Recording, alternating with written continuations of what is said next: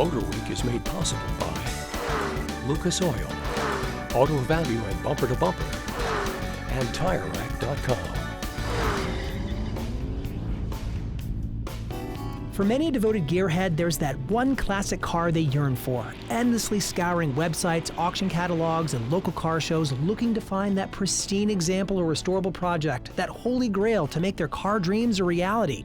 For these fanatics, just mentioning that particular make and model can induce regret-filled stories of missed opportunities or a long-winded discussion on why it's the ultimate in driving excellence.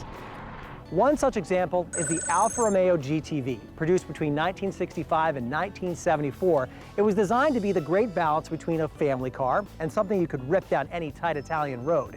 And while it's flown under the radar for a lot of car fans, most Alfa enthusiasts will tell you this is what made the brand so iconic. Richard Garr owns this 1971 Alfa Romeo GTV 1750, a car he's loved for 50 years. In 1973, a college roommate who owned a GTV tossed Richard the keys and they went for a drive. Within moments, he had an epiphany. Well, I was in the car for about 10 minutes and I go, I need to own this car. It had everything. It had the looks, it had the sound, it had just such a great visceral experience. I go, this is it, I gotta own this car. The GTV, after driving it and owning it, it really did kind of change my life, especially towards being in the car business. I realized after working on cars for a while that I think this is the business that I'm going to be in. So the start of my senior year, I was looking for employment, either twisting wrenches or working for a car company or a dealership. Which he did from then on, including once having his own shop that specialized in, you guessed it, Alfa Romeos and other high-end European brands. There were four main variations of the GTV based on the displacement of the four-cylinder twin-cam aluminum engine. The 1300, the 1600, the 1750, and the 2000. Now, while each one has their own followers, most Alfa fans, including Richard, will tell you the 1750 is the sweet spot. It gives you the best balance of power and finesse.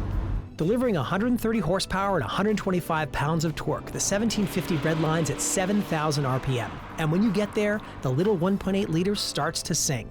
Downshifting and throttling into a corner, it sounds and feels like you must be going 80, though you're barely doing 30.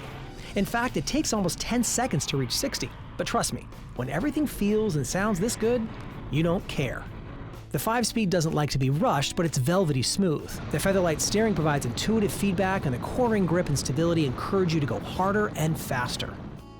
The GTV is so much fun to drive, you almost forget just how great it looks, even 45 years later. It was the first model designed by the legendary Giuseppe Giugiaro, created when he was just 22 years old. Known for such icons as the Lotus Esprit and BMW M1, he never liked the GTV, though it's hard to understand why. Simultaneously masculine and elegant, one look and there's no mistake what the GTV was designed for: driving fast and having fun, but still being refined and exotic. Now, if you'd like to own a GTV, you are in luck because they made more than 40,000 of these over the years. The challenge, however, is finding one that's in really good shape. These were notorious rust buckets, and a lot of people didn't treat them very well. So finding one that's in excellent condition, that can be a hassle. Finding one that's in perfect condition, that can cost you $100,000. But if you do find one to make your own, please do yourself and every GTV lover like Richard a favor. Don't keep it safely tucked away like a museum showpiece. Drive it as often as you can, just like Alfa Romeo intended. But I have a feeling that once you get behind the wheel, that won't be a problem.